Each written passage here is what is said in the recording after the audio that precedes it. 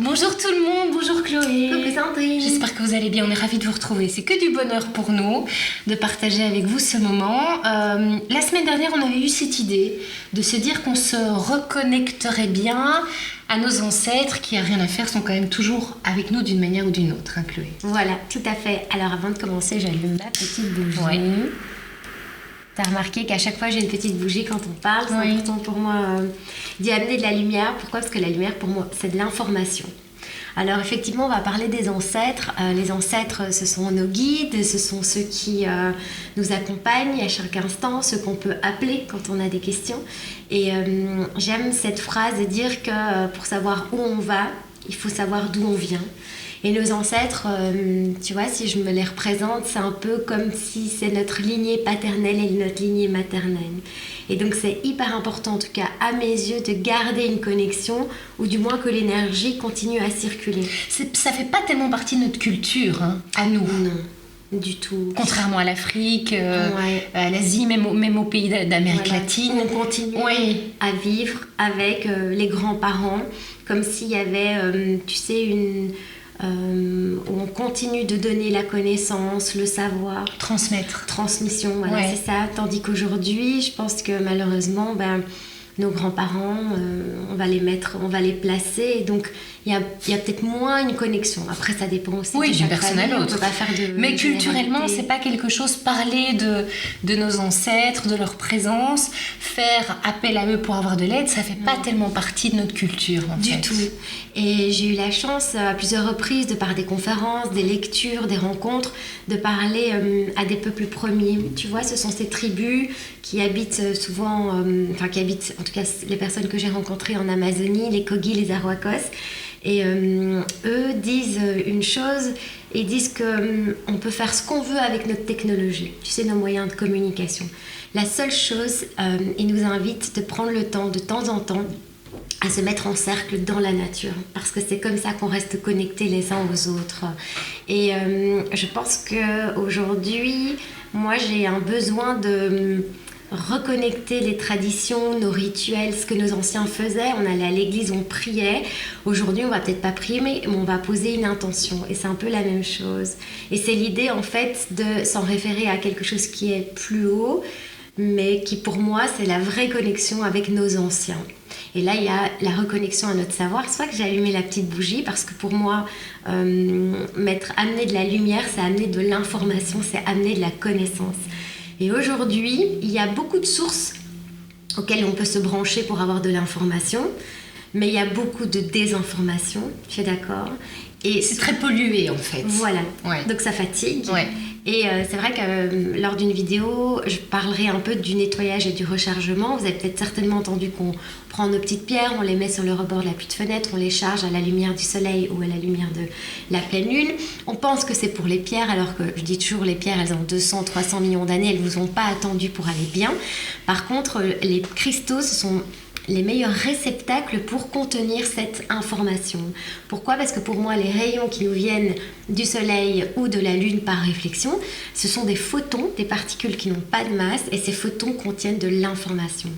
Donc dans les moments dans votre vie où vous traversez des moments de peur, sachez que la peur, elle vous invite juste à aller chercher l'information. Donc pour moi, c'est assez intéressant d'avoir peur, parce que du coup, c'est « Ah tiens, il me manque l'info ». Et quand j'amène une petite bougie, quand j'amène de la lumière, en fait, je chasse les ombres. Quand on a peur, c'est parce qu'on est dans l'obscurité.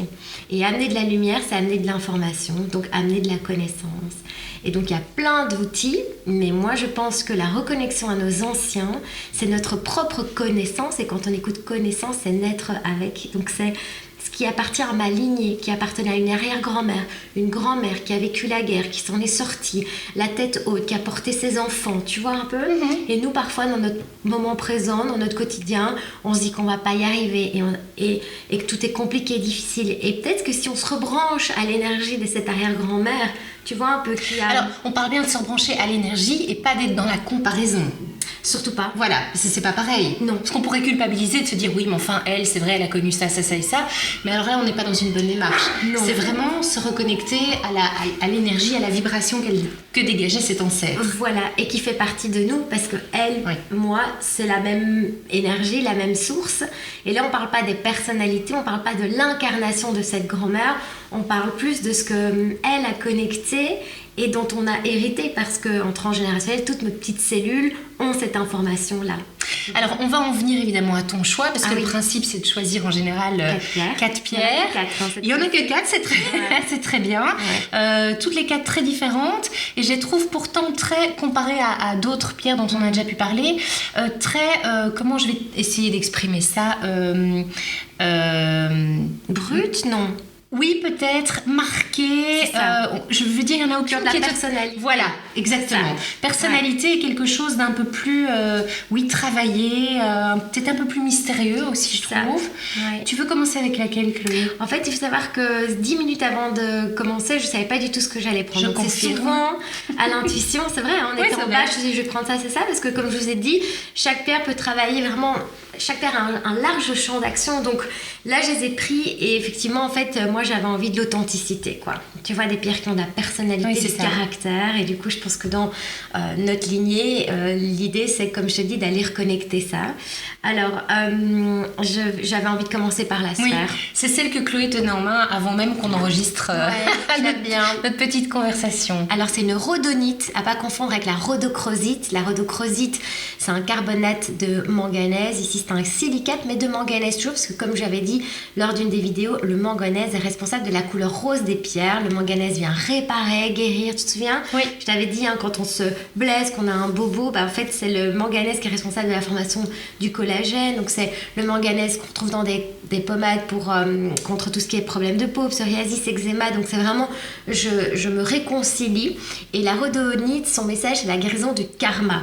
Alors, on va pas partir dans le karma, on va dire trop cliché, parce que le karma, ça veut tout dire et rien dire. Tout à fait. Là, je parle un petit peu, j'aurais envie de dire, voilà, si dans votre moment présent, il y a des choses qui bloquent, c'est peut-être lié à des vieilles mémoires. Alors, l'idée, c'est peut-être pas d'aller connecter ce qui s'est passé, pas passé, mais c'est d'aller libérer dans le moment présent des choses qui nous bloquent, mais qui sont peut-être liées à ce que nos anciens, donc là on va effectivement visiter la lignée paternelle de la lignée maternelle, de qu'est-ce qui s'est passé qui fait qu'aujourd'hui j'arrive pas à avancer sur mon chemin. Donc c'est ça le karma. C'est pas que je parle d'une vie karmique, quoique si ça vous parle et que ça résonne, faites toujours ce que vous ressentez vous. Moi je pense que c'est le plus important, c'est de reprendre le pouvoir de notre propre potentiel de guérison. Si maintenant vous me dites bah oui en fait ça me parle parce que j'ai des flashs, j'ai des messages, j'ai des signes, ok, mais là on va rester dans quelque chose d'un peu plus cadré. J'aime bien comme on parle de nos ancêtres, c'est d'aller voir ce que raconte notre propre famille. N'oubliez pas qu'on choisit notre papa et notre maman, ce sont nos toboggans karmiques, on a besoin d'eux pour venir vivre cette incarnation avec tout ce que ça contient, comprend. Et donc ce que je suis venue vivre ici sur cette terre, les outils que mes anciens m'ont transmis sont nécessaires, mais en même temps ce que je fais pour moi, je le fais pour l'humanité tout entière et je fais pour guérir aussi mes lignées, d'accord, parce que le temps n'existe pas, hein. Et donc, elle nous permettrait de rouvrir cette petite porte. Oui, par exemple. Comme ça qu'on pourrait la voir. Oui, exactement. Par exemple, moi, je viens d'une lignée très matriarcale. C'est-à-dire qu'il n'y a eu que des femmes au-dessus de moi. Et en fait, j'ai presque grandi avec un homme, on ne sait pas trop à quoi ça sert, donc il n'y en a pas. Et tout le monde en a fait un peu son affaire, on va dire ça comme ça. Donc aujourd'hui, je sais que ça ne me convient plus. Ça convenait peut-être à ma grand-mère ou mon arrière-grand-mère, mais aujourd'hui, ça ne me convient plus. Donc l'idée, en fait, c'est de travailler avec la rhodonite, en porter une, c'est me dire, ok, aujourd'hui, j'ai envie d'aller connecter ce potentiel-là. Tu vois, c'est même pas une guérison parce que ça voudrait dire rendre compte que quelqu'un a raté ou échoué, c'est plus se dire, en fait, de tout ce dont j'ai hérité, tout est ok, mais il y a un truc que j'ai envie d'aller voir qui n'a peut-être pas encore été visité, c'est le côté noir, c'est aller mettre de l'ombre, pas dans mes parts, si on va dire... c'est rééquilibrer en fait. Complètement. Rééquilibrer l'ombre et la lumière. Voilà, et d'aller réveiller quelque chose qui n'a pas encore été vécu. Ça, c'est pour la rhodonite, la première que tu avais envie d'aborder. Ouais. Ensuite, moi j'aime beaucoup celle-ci. Ok, le bois fossile. C'est moi qui l'ai choisi celle-là du coup, dans les différents bois fossiles que Chloé nous proposait. Alors fossilisé. Donc il faut savoir que en fait c'est du végétal qui s'est transformé en une pierre, en minéral. Réellement? Oui, parce qu'en fait le silicium est venu, si tu veux, s'infiltrer un peu dans les fibres du bois. Et donc en fait c'est pour ça que ça a gardé la forme extérieure, l'aspect du bois, mais en fait c'est devenu pierre et c'est lourd parce que c'est la présence de silicium. Alors moi j'adore le bois fossile, tu sais pourquoi? Parce que je connais pas bien le monde végétal. Autant le règne minéral est dans mon cœur, autant le végétal, j'apprends à le découvrir dans cette vie-là. Je peux pas dire que j'ai cette connaissance, en tout cas du végétal. Et j'adore l'idée d'avoir l'énergie du bois. Et c'est la longévité, la verticalité, la tranquillité. Donc je sais pas à quoi te fait penser. Un arbre aux racines, à nos ancêtres finalement, le tronc, et puis ce qui sera entre guillemets nos enfants ou nos futurs plus tard, et les branches. Moi c'est comme ça que je le ressens. Tout à fait. Donc pierre d'ancrage parce que connexion évidemment à mes racines, à Gaïa. La terre. Voilà. Donc en gros c'est la connexion à la terre. C'est laisser la terre vous nourrir pour que vous puissiez nourrir vos poussins, on va dire ça comme ça. Donc ce sont pour moi le bois fossile, c'est quand on ne se crée pas assez de moments pour passer du temps dans la nature, parce que plus vous allez passer du temps dans la nature, plus vous allez être proche de votre propre nature. Donc c'est vraiment, si vous l'avez en pièce de décoration ou même en bracelet, c'est vraiment la reconnexion en fait à la terre avec un grand T, donc notre planète, mais à la terre aussi, les pieds dans la boue. Donc c'est hyper important en fait aussi d'aller reconnecter Gaïa. C'est ce qui va faciliter votre incarnation au quotidien, les tâches de tous les jours. Parfois on a l'impression comme c'est pas des corvées, mais tu sais ce sont nos obligations. Et en fait on se dit mais ça me fatigue.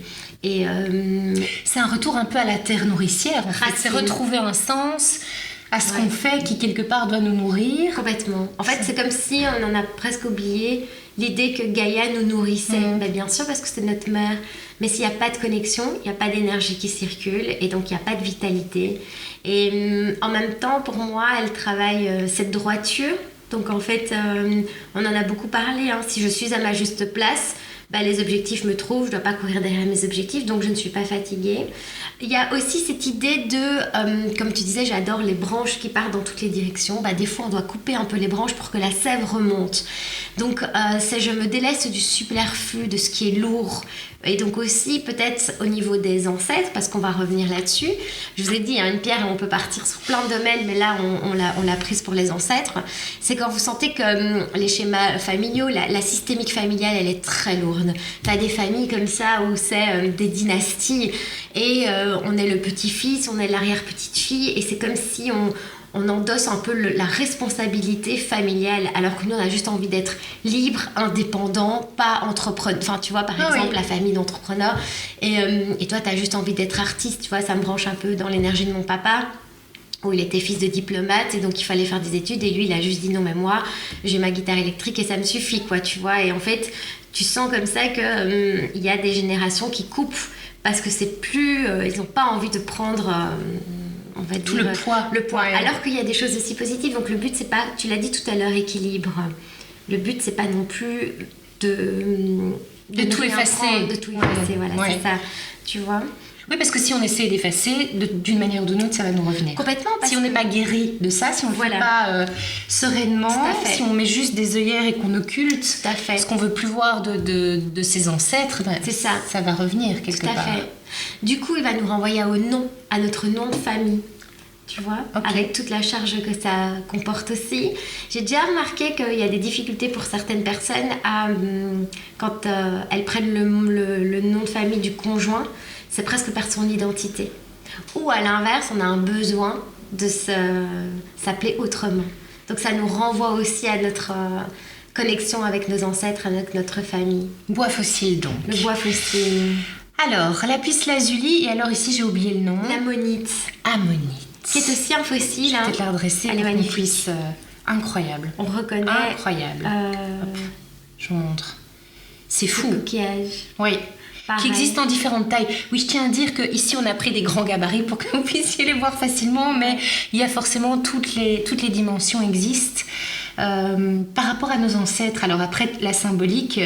Mais moi j'ai pris beaucoup du fossile, donc ça nous renvoie dans le temps qui passe. Après, peut-être que vous avez déjà vu ces pièces-là et on les utilise pour recharger nos pierres parce qu'elles créent une onde de forme. Il faut savoir que dans l'ammonite, vous avez ce qu'on appelle le nombre d'or, la suite de Fibonacci. Fibonacci, un mathématicien qui a créé une suite avec des nombres. Un jour, on en parlera, c'est assez intéressant.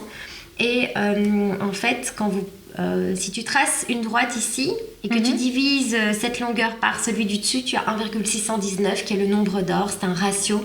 Tu le retrouves dans tout, la pomme de pin, le tournesol, nous-mêmes dans notre corps. Et donc en fait, la nature, l'univers est un grand architecte mathématicien. C'est dingue. Tu retrouves les mathématiques dans tout. Souvent, la nature, en fait, utilise ce nombre d'or par souci d'économiser de l'énergie. Mais quand vous trouvez quelque chose qui est beau, c'est parce que vos yeux, en fait, ils trouvent le nombre d'or. Donc, la beauté n'est pas du tout subjective, elle est objective. Et donc, ce que j'aime beaucoup avec l'ammonite, c'est que ça crée ce qu'on appelle une onde de forme. Et pour moi, c'est l'équilibre et l'harmonie. Et donc, en fait, c'est vraiment des pierres qu'on peut utiliser quand, justement, par rapport à nos ancêtres, il y a encore, comment te dire... Ça coince un petit peu. Ouais. Quelque chose qui nous dérange. Ouais. Oui, tu vois, même peut-être juste notre ligne au-dessus, papa et maman, parce que on les a choisis, et puis à un moment donné, on se rend compte qu'on l'a... J'ai pas envie de dire qu'on les dépasse, mais comment te dire, on les trouve avec le temps un peu plus lents, un peu plus moins au taquet, c'est vrai, on les devient de plus en plus exigeants, on est parfois même très dur avec eux. Et je pense que, en tout cas, l'ammonite, c'est ramener un peu de l'harmonie et surtout dans notre communication, la manière dont on va s'exprimer. Ça peut être aussi, tu sais, génération au-dessus où il y a eu un conflit, on se parle plus, il y a vraiment eu une scission. Et donc ça aussi, comme je vous dis, quand on n'est plus en lien, c'est compliqué de se projeter dans un futur si il n'y a pas une énergie qui circule dans le passé. Parce que passé, présent, futur, si on voit les choses par exemple de manière un peu plus quantique, le temps n'existe pas. Tout est dans l'instant présent. Et tu peux changer ton passé, vraiment, en tout cas pas l'événement, mais on a parlé des émotions la fois passée, le lien émotionnel. Tu vois, donc je suis dans l'acceptation de ma lignée et je remets de l'équilibre, de l'harmonie, tu vois, dans les dialogues, dans les relations, dans les discussions, dans tout.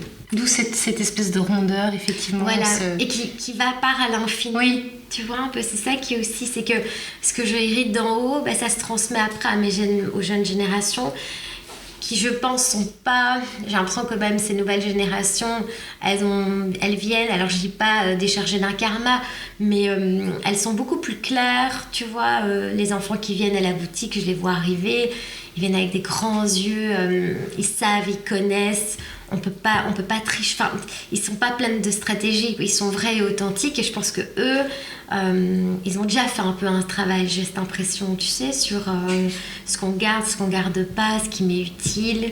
Donc voilà, je crois que pour nous, dans notre quotidien, si vraiment le côté familial est compliqué, l'ammonite, ça peut vraiment venir apaiser.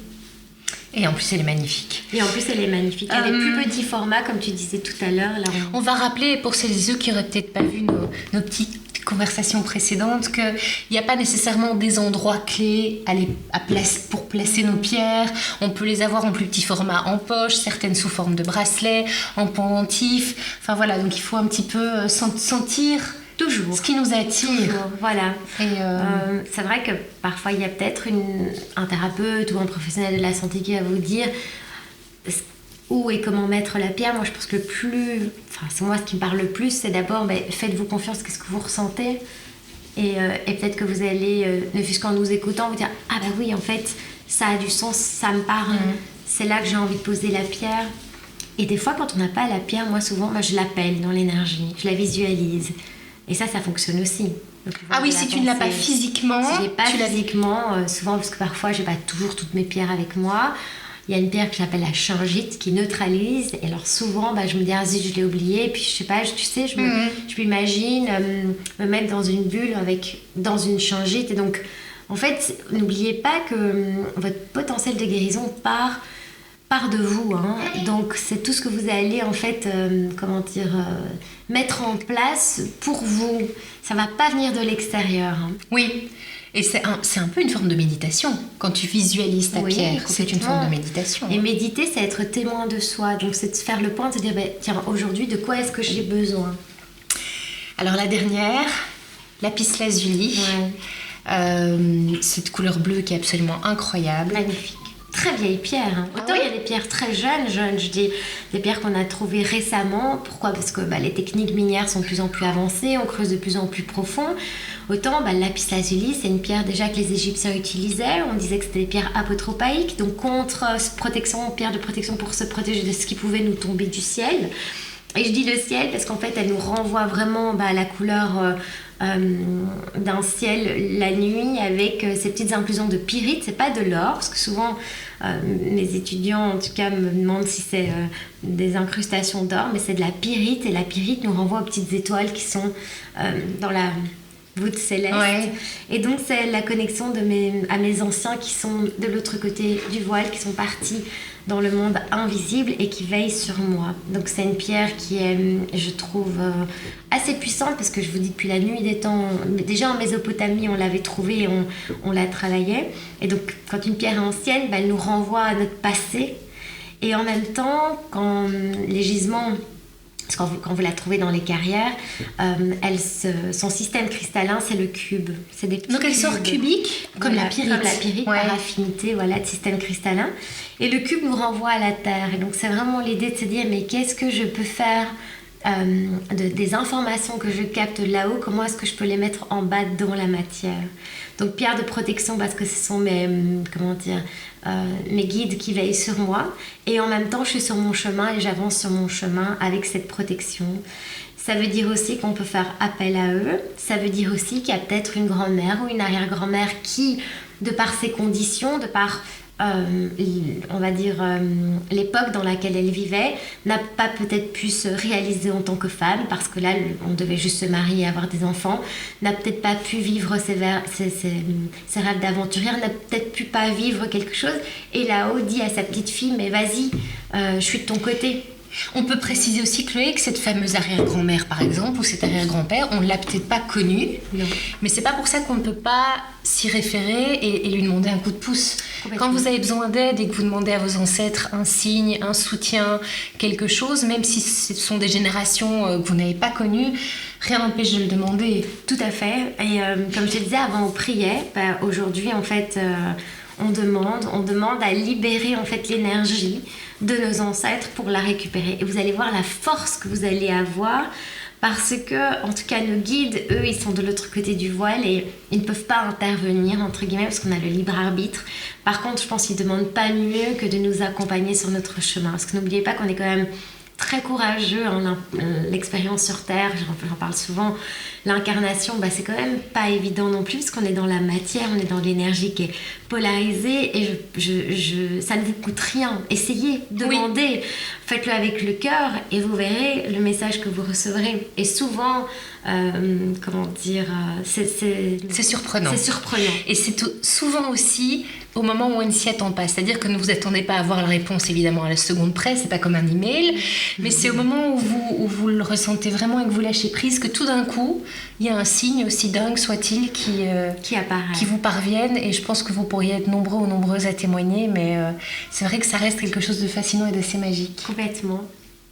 Bon, voilà pour ces 4 pierres. Donc on va rappeler la rhodonite, à ne pas confondre. Voilà, qui est vraiment la guérison du karma. Donc qu'est-ce qui me bloque dans l'instant présent, qui est peut-être en lien avec des plans d'à côté ou ma lignée, papa, maman, et qui fait qu'aujourd'hui j'ai besoin de débloquer tout ça, et du coup je débloque, je récupère de l'énergie. Le bois fossile. Connexion à la terre. Vous ne pouvez pas vous occuper des autres si vous ne laissez pas la terre vous occuper de vous-même. Ça se dit ça? Oui, c'est ça. Il faut être bien enraciné pour pouvoir laisser pousser. Et comme je disais, j'adore la symbolique avec les branches qui représentent ma famille, mais aussi couper de temps en temps aussi pour que la sève remonte.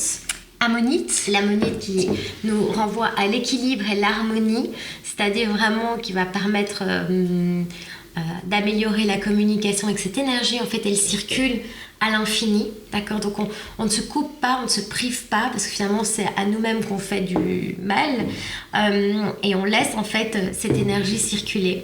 Et puis Lapis lazuli, la pierre bleue, qui est très très jolie, qui nous renvoie en fait au ciel avec les étoiles, la connexion à ceux qui sont de l'autre côté du voile et qui veillent sur nous. Oui, et je peux vous dire que sincèrement, ils veillent sur vous. Hein. N'ayez pas de doute par rapport à ça, mais comme le disait Chloé, il faut leur demander, parce que si on leur demande pas... On a libre arbitre, voilà. Ils nous laissent expérimenter comme on en a envie. Bon ben voilà, on va pouvoir souffler sur nos petites bougies et vous fixer rendez-vous la semaine prochaine. On a déjà une idée pour la semaine prochaine. J'avais envie de parler des pierres pour les enfants, 4 pierres contre la peur. Ah oui, voilà. Ah magnifique. Peut-être qu'on invitera Cara. On vous souhaite une très très belle journée. Prenez soin de vous. À très bientôt. C'était un plaisir de vous avoir. À bientôt.